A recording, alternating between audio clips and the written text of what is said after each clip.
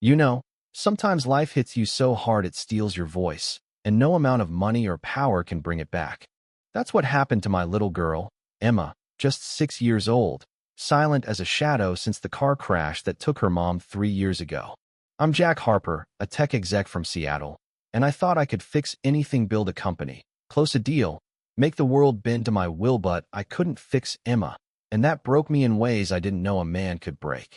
We ended up at this fancy coastal retreat, the Azure Haven, all sparkling glass and ocean views, the kind of place where millionaires sip martinis and pretend their lives are perfect. I'd burned through therapists, specialists, you name it, and nothing worked. So this was my Hail Mary, $3 grand a night for a room and a prayer that something would reach her. Emma would just stand there, her little hands folded, staring at koi fish in the lobby pond like they held the secrets to her world. I'd talk to her, tell her about the waffles, the beach, anything to fill the silence, but it was like shouting into a void. She'd look right through me, her brown eyes empty, and I'd hear her old voice in my head.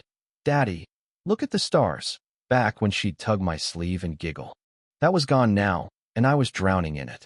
Then there's this groundskeeper, Maya, maybe late 20s, moving through the gardens with this quiet grace, like she knew every flower by name. She wasn't like the staff who fawned over guests, she just did her job, humming this soft tune that felt older than time itself.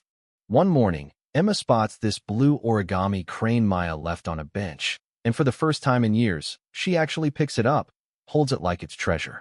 I catch Maya watching, not with pity, but with this knowing look, like she's seen kids like Emma before. I snap at her habit. You know, the CEO bark, ask what she's staring at. She just says, "The roses are blooming early this year," and walks off, humming again. Emma's still holding that crane, and I'm thinking, what the hell does this gardener know that a dozen doctors don't? Days pass, and Emma keeps drifting to the garden, sitting by the pond, sketching fish and that damn crane. Maya's always there, not pushing, just present, scattering birdseed or clipping hedges, telling these quiet stories about birds who forgot how to sing. I'm skeptical, right? I've got board meetings, a merger with this guy, Tom Kessler, who's playing hardball, and I'm barely holding it together. But Emma's drawings start changing, splashes of blue, hands reaching across water, like she's trying to say something her voice can't. Maya tells her, "Birds don't need words to fly." And I want to roll my eyes. But Emma's listening, really listening, her shoulders loosening for the first time in forever. Meanwhile, this snake, Richard Vance, shows up, real estate mogul, all charm and venom, the guy who tried to tank my company 2 years back.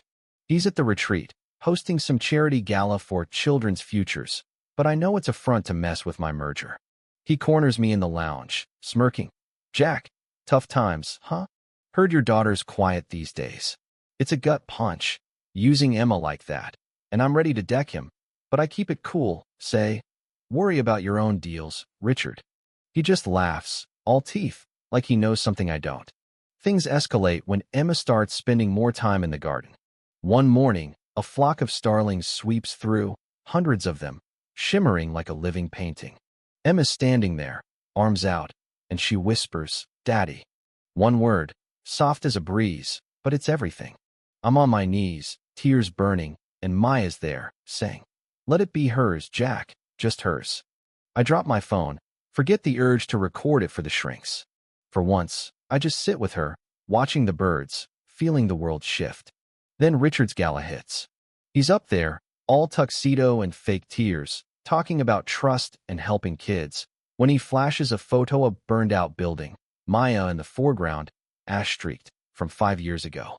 He calls her a fraud, says she caused that fire, cost lives. The room's buzzing, people whispering, and I'm furious this guy's dragging Maya through the mud to get to me.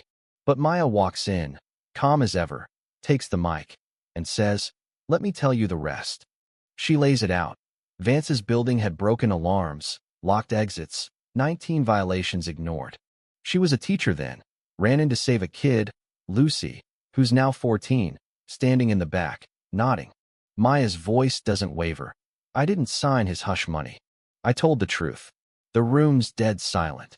And then Emma stands on her chair, clutching that blue crane, and yells, "Leave her alone." Clear as a bell, twice in one night. her voice cutting through like a blade. It's chaos after that.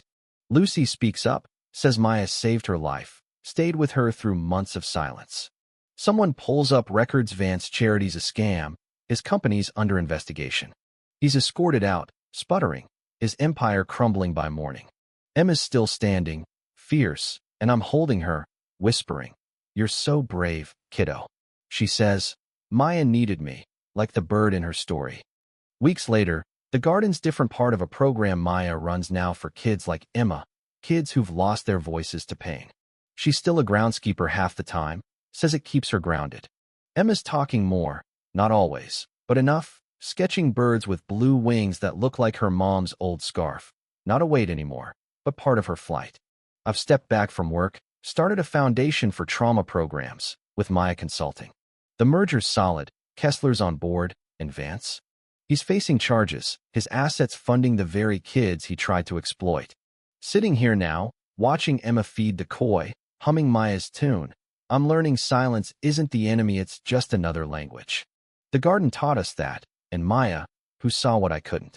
So, tell me, what's it take to break a silence in your life? Who's helped you find your voice when you thought it was gone? Drop it in the comments. Share your story. I am all ears, and I'm betting Emma's fish are too.